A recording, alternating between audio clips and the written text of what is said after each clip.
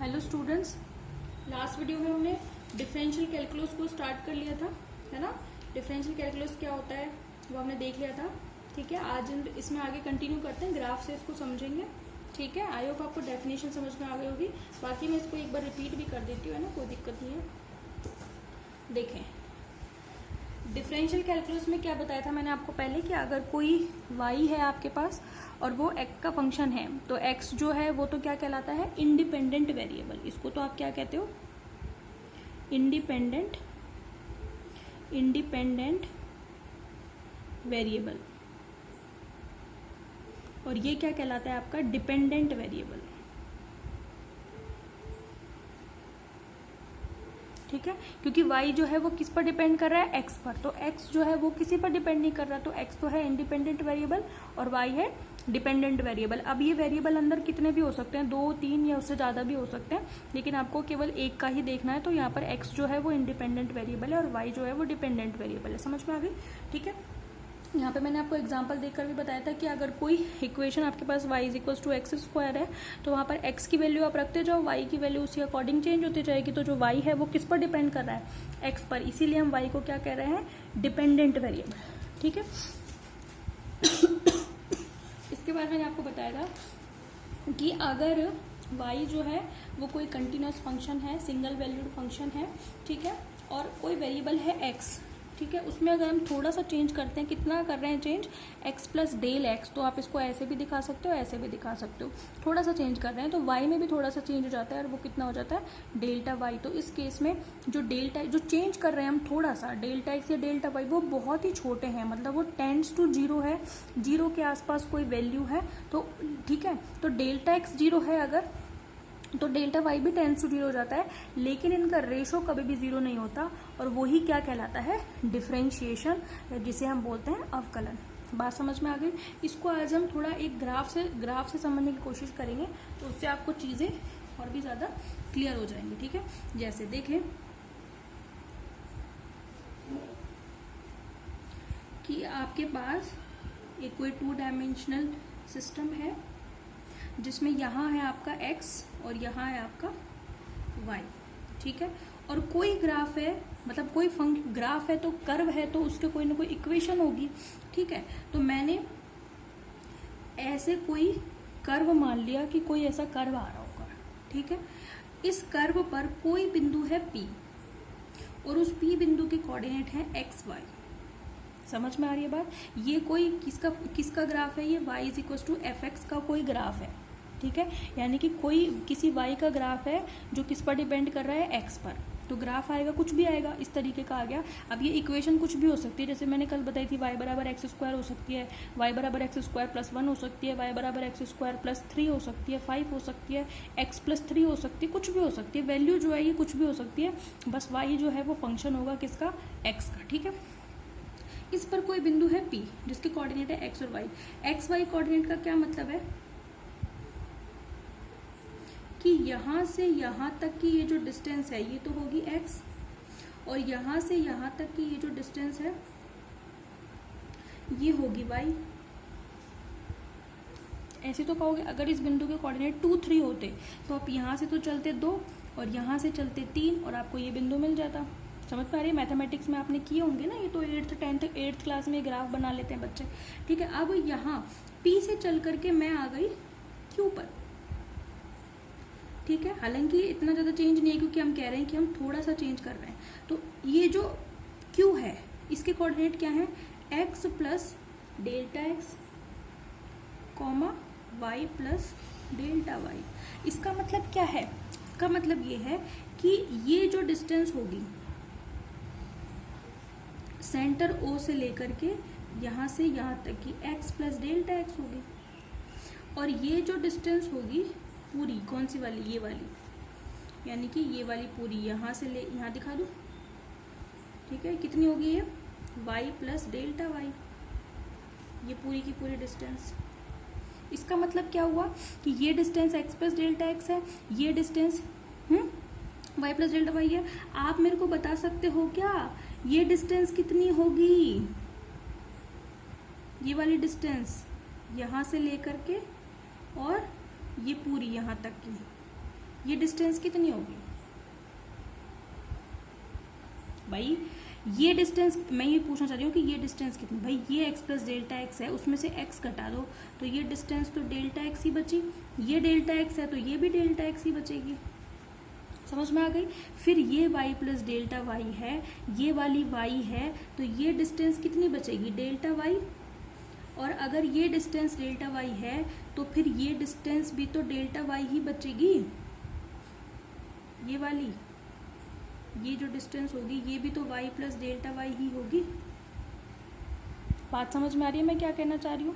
ठीक है, समझ में आ रहा होगा ग्राफ आपको। तो बिंदु P है, कोऑर्डिनेट एक्स वाई है, तो यहाँ से यहाँ तक के x, यहाँ से P से चल करके मैं Q पर गई तो x में चेंज होगा। कितना चेंज हो रहा है? x में डेल्टा x का चेंज हो रहा है, y में कितना चेंज हो रहा है? डेल्टा y का चेंज हो रहा है। तो उसके कोऑर्डिनेट क्या बन गए? x प्लस डेल्टा एक्स और y प्लस डेल्टा वाई। बात समझ में आ रही है आप सभी को? ठीक है, तो ये x प्लस डेल्टा एक्स है पूरी डिस्टेंस, उसमें से ये x है, तो ये कितनी होगी? चेंज कितने का किया आपने? P से Q तक जाने में आपने x कोऑर्डिनेट में कितना चेंज किया? डेल्टा x का।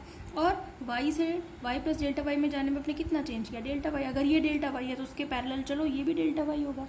तो आपको यहाँ पे मैं इसको मिला रही हूँ लाइन से।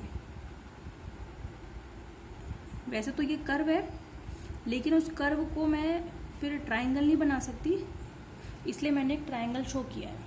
ठीक है, यानी कि ये भी है, ठीक है, ये ऐसा मत समझना कि ये नहीं है, नीचे का कर्व है वो। तो फिर मैंने आपको एक ट्रायंगल दिखाया है, इस बिंदु का नाम मैं दे देती हूँ R।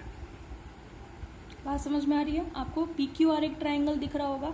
कुल मिलाकर कहने का ये मतलब है, अगर मैं आपको रफ में समझाऊं तो कहने का ये मतलब है कि अगर ये कोई कोऑर्डिनेट है जिसके कोऑर्डिनेट है 2, 3, बिंदु P है, तो इसका मतलब क्या है? यहाँ से यहाँ तक की डिस्टेंस 2 है, यहाँ से यहाँ तक की 3 है। ठीक है, फिर मैं यहाँ से चल करके कहाँ आ गई? Q पर आ गई। तो x में कुछ ना कुछ चेंज होगा, हो सकता है इसका कोऑर्डिनेट बन जाए 4 और इसका कोऑर्डिनेट बन जाए 6 y का।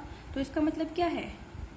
यहाँ से यहाँ तक की 4 है और यहाँ से यहाँ तक की कितनी है? 6 है पूरी। तो ये कितनी होगी? आप 4 में से 2 ही तो घटाओगे तो 2 आ जाएगी, और ये कितनी होगी? 6 में से 3 घटाओगे तो ये 3 आ जाएगी। बात समझ में आ गई? तो ये चेंज कितना कितना हो गया? ट्रायंगल अब बना लो। ये जो है 2 हो गई है ना, ये वाली साइड, और ये वाली साइड कितनी हो गई? 3 हो गई। तो वही तो मैं कह रही हूँ, ट्रायंगल बन गया। ठीक है, यहाँ पे बस हमने चेंज की फॉर्म में बताया है। समझ में आ रही है बात आपको? तो ये तो कितनी हो गई? QR। तो आप क्या कहोगे? देयरफॉर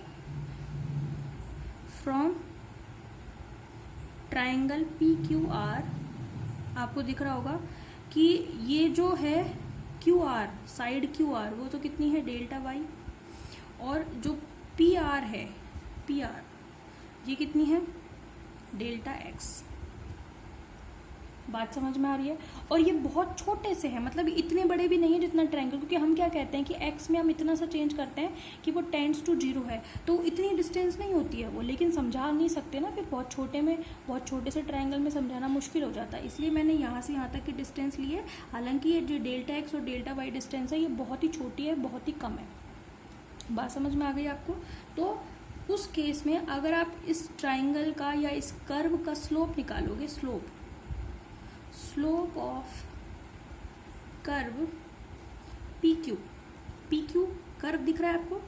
कर्व की बात कर रही हूँ मैं, लाइन की बात नहीं कर रही। स्लोप ऑफ कर्व PQ, जो आपको ऐसे मुड़ी हुई लाइन दिख रही है नीचे वाली, उसकी बात कर रही हूँ। स्लोप कैसे निकालना बताया था मैंने? tan theta. और वो कैसे निकलता है? y एक्सिस में x एक्सिस से डिवाइड करते हो। y कितना है आपका? डेल्टा y, और इधर चेंज कितना हो रहा है? Delta x। तो ये तो क्या हो गया? Slope of the curve. Slope of the curve हम पहले निकाल चुके हैं कि VT, XT कर्व का स्लोप वेलोसिटी को बताता है। वेलोसिटी टाइम का स्लोप किसको बताता है? किसको बताता है भाई? एक्सेलरेशन को। ठीक है, अच्छा, अब मैं इसको क्या लिख सकती हूँ? डेल्टा वाई को क्या मैं ऐसे लिख दूँ? Y plus delta y minus y upon delta x. तो कोई दिक्कत? देखो ना, खोल लो इसको, y से y कट जाएगा, डेल्टा y बचेगा। तो उसको दिखाने का तरीका है, हमने इसको y plus delta y minus y, यानी कि हम बताना चाह रहे हैं कि ये चेंज है, यानी कि इस बड़े कोऑर्डिनेट में से जब हमने इसको घटा दिया y को, तो मेरे को क्या मिल गया? डेल्टा y मिल गया। बात समझ में आ रही है आप सभी को? तो ये मेरे को क्या मिल गया? स्लोप मिल गया। ठीक है, इसको मैंने डाल दिया इक्वेशन नंबर 1। अब क्या हो, अगर मैं Q से, पहले तो मैं P से चल करके Q पे गई, पर अगर मैं अब Q से चल करके उतर रही हूँ, कहाँ आ रही हूँ, P पर आ रही हूँ, तो क्या होगा, Q से चलकर मैं P पे जाने लगी तो डेल्टा एक्स टेंड्स टू किसके होगा, 0। मतलब ये जो दूरी है वो घटने लगेगी, जो चेंज आया था डेल्टा एक्स और डेल्टा वाई वो खत्म होने लगेंगे, धीरे धीरे 0 की ओर अग्रसर होंगे। ठीक है, देखो ना भाई, अगर हम यहाँ तक गए, अगर मैं आगे जाती जा रही हूँ तो डेल्टा एक्स डेल्टा वाई बढ़ते जाएंगे, पर जब मैं वापस पीछे की तरफ आ रही हूँ तो डेल्टा, अगर मैं Q से P पर आऊँगी तो डेल्टा वाई भी खत्म होने लगेगा धीरे धीरे, और डेल्टा एक्स भी खत्म होने लगेगा। दैट मीन्स कि डेल्टा एक्स और डेल्टा वाई दोनों ही टेंड्स टू 0 होंगे। तो आप क्या कहोगे कि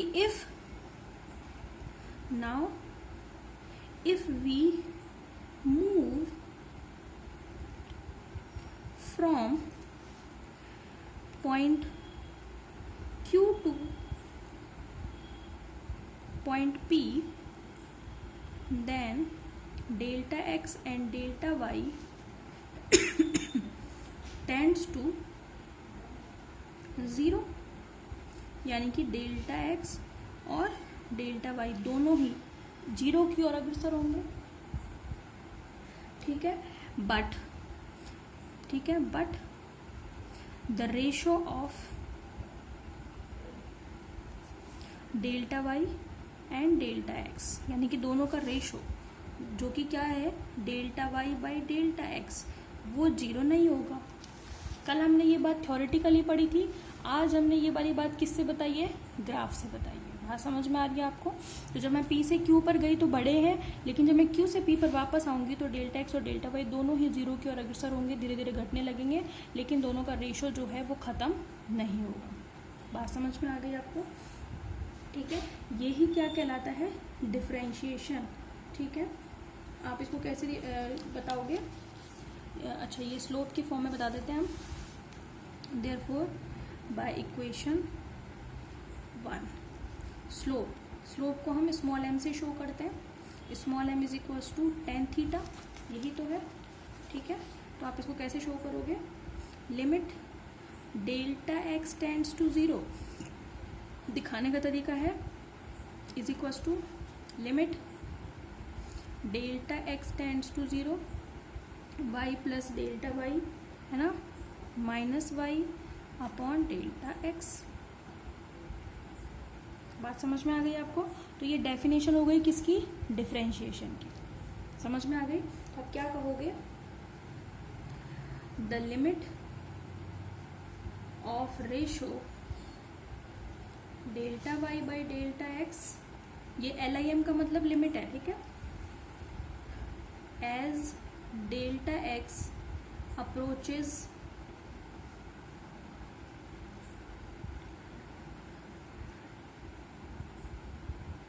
ए, यहाँ आएगा, है ना, यहाँ नहीं आएगा, APPROACHES,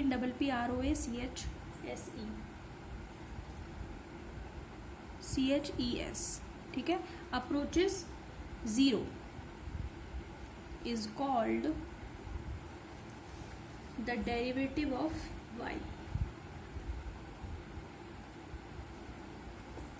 with respect to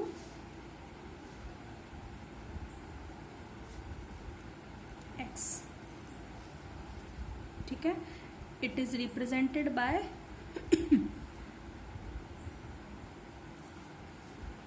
dy by dx। समझ में आ गई बात आपको। तो हम ये, यानी कि कहने का मतलब ये है कि जो हमने ये स्लोप निकाला था tan theta is equal to delta y, ठीक है, ये था। तो अगर delta y delta x tends to 0 है तो उस केस में आप इसको कैसे शो करोगे, जो स्लोप है ये आपका m इज इक्वल टू ही है। ठीक है, बस आपको क्या दिखाना है, लिमिट लगा देनी है, डेल्टा एक्स टेंड्स टू 0, मतलब आप उतर रहे हो Q से P पे जा रहे हो तो डेल्टा एक्स टेंड्स टू 0 होगा। तो आपने ये जो इक्वेशन लिखी है इसके इक्वल यहाँ लिमिट लगाओगे तो यहाँ भी लिमिट लग जाएगी, यहाँ भी लिमिट लग गई। तो इसका मतलब क्या है कि जब रेशो है दोनों का delta y by delta x का, कब, जबकि डेल्टा एक्स टेंड्स टू 0 है, तो ये क्या कहलाता है, ये कहलाता है derivative of y with respect to x. ठीक है, ऊपर वाले का डिफरेंशिएशन किसके रेस्पेक्ट में, नीचे वाले के रेस्पेक्ट में। तो this is called derivative of y with respect to x, और इसको डिनोट किससे करते हैं, d y by d x से। तो आप कैसे कह दोगे, therefore small m is equal to tan theta is equals to d y by d x. यही क्या कहलाता है, डिफरेंशियल। और ये काम हमने किया भी है।